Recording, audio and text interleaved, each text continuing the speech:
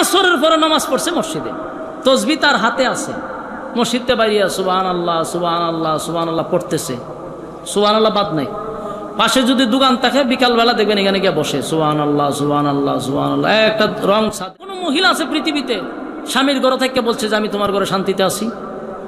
আল্লাহর ওলির ঘরে যে বউ আছে হে বেডিও কয় আমি শান্তিতে নাই, ঠিক না বে ঠিক?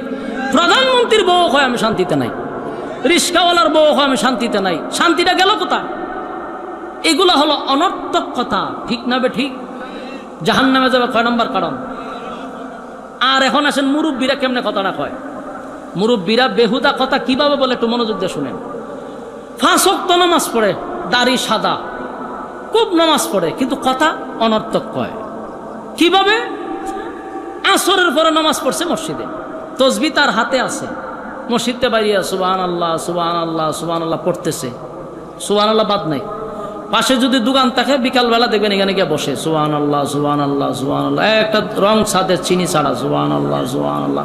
টিভিটা ছাইরা দিত সুবহানাল্লাহ সুবহানাল্লাহ। দেখছো দেশের খবর কিতা সুবহানাল্লাহ সুবহানাল্লাহ। তারেক জিয়া থাকতার বনি দেশ সুবহানাল্লাহ সুবহানাল্লাহ। ফাম্পতে আলাসিনি সুবহানাল্লাহ সুবহানাল্লাহ। দেশের পরিস্থিতি ভালো না সুবহানাল্লাহ, দেশ ভালো করে চলতেছে না সুবহানাল্লাহ সুবহানাল্লাহ। আমরা কেমনে চলুম সুবহানাল্লাহ সুবহানাল্লাহ। বেচা কিনা তোর দোকানে হয়নি সুবহানাল্লাহ সুবহানাল্লাহ। আগের মতো বেচা কিনা মনে হয় না সুবহানাল্লাহ সুবহানাল্লাহ। সব কইয়া লাস্টে কয় 100। ওই তসবির মাথাতে একটা এইভাবে খারাপ হয় দেখছেন না, এটা দিয়ে একটা সুমা দেয়, মানে এতক্ষণ যা হয়েছে 100 হয়ে গেছে। কিন্তু এখন চিন্তা করেন আপনি, সুবহানাল্লাহর মাঝখান দিয়ে কত কিছু ঢুকাইছে, দোকান ঢুকাইছে, সরকার ঢুকাইছে, তেল ঢুকাইছে, ফার্ম ঢুকাইছে, সব ঢুকাইয়া 100 সুমা দালাইছে। তো মাঝখানে যা বললেন এগুলা কি কথা? অনর্থক কথা, বেহুদা কথা, জাহান্নামে যাইবার কয় নাম্বার কারণ। এরকম অপরাধী আপনাদের গ্রামে আসেনি? আমি আমার নিজের মসজিদের মুসল্লি পাইছি। আমি তো এখন তো আর 5 ওয়াক্ত নামাজ পড়ানো আমাদের সম্ভব না। আমি এক সময় পড়ালেখার ফাঁকে ফাঁকে তো ইমামতি করতাম কুমিল্লাতে। তো আমার মসজিদের সামনেই ছিল দোকান। সেই সময় তো আমি ছাত্র মানুষ, এই 5 ওয়াক্ত নামাজ পড়তো, মসজিদের তসবিহ এত থাকতো, কিন্তু প্রতিদিন আসরের নামাজটা করে টিভিটার মাঝে ছায়া থাকতো।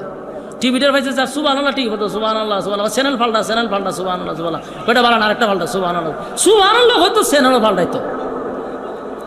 এমন অবস্থা। কিন্তু 5 ওয়াক্ত নামাজ একেবারে আসর থেকে মাগরিব পর্যন্ত আল্লাহর বান্দা 2 কাপ চা খাইতো বইয়ে বিয়া।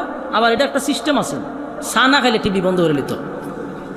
ইতা দোকান আছে না আপনাদের এলাকায়? এগুলা দোকানও বিস্কিট না খাইলে তোমার টিভি বন্ধ করে লাই। তো খাই আবার খাইতেছে আর 2টা একটা বিস্কুট লোলে, আবার কতক্ষণ খাইতে আবার টিভি ছাড়ে।